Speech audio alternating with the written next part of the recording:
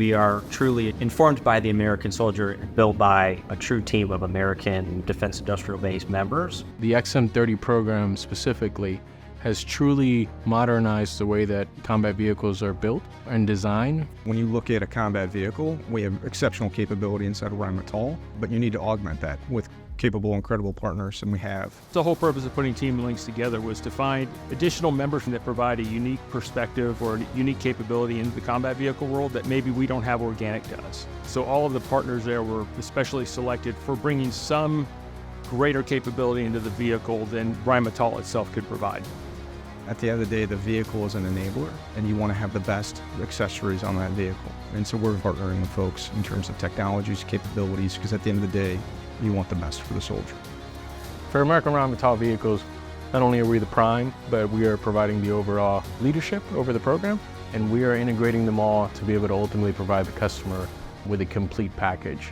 That allows us to show true innovation. If you look at each one of the companies in Team Lynx, all of them have a long established track record and have deep benches of technical experts.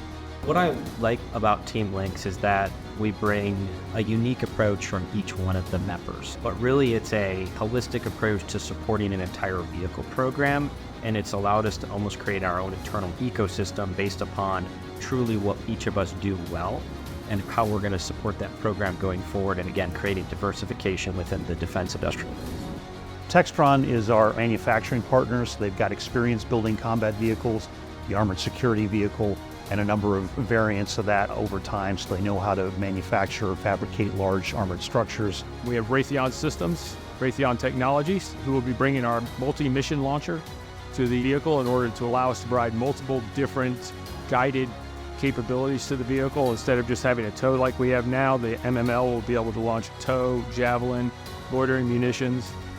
L3Harris brings U.S.A, MOSA, so the modular open system approach, cybersecurity, and then their sights program, so bringing the third generation FLIR sights, really from their aerospace heritage down into the ground vehicles. A totally different way of looking at the problem set of how do I detect, track, and identify targets. L3 is bringing that from a different perspective than the traditional ground vehicle sights and sensors teams. Allison is building the transmission for this vehicle, and their really innovative E-Gen Force transmission. This is going to be probably the first hybrid electric combat vehicle, certainly in this weight class. And so not only is it a very efficient transmission that gives us the power and the mobility we need, but it's generating a lot of electrical power that we're going to use on that vehicle. You have Andrew, who's doing tremendous amounts of work in terms of basically enabling the soldiers to fight the vehicle properly and manage what's called cognitive load using tool sets like Common Tactical Picture. The supply chain team, as well as the manufacturing team and quality, we work hand in hand with partners. We are all in it together, and so it's a true partnership. I get calls almost every day about they want to be on this program and they want to be Team Lynx people, if you will. It comes down to basically providing next generation lethality and capability in a package that can be fightable. And that's the Army's term is fightability.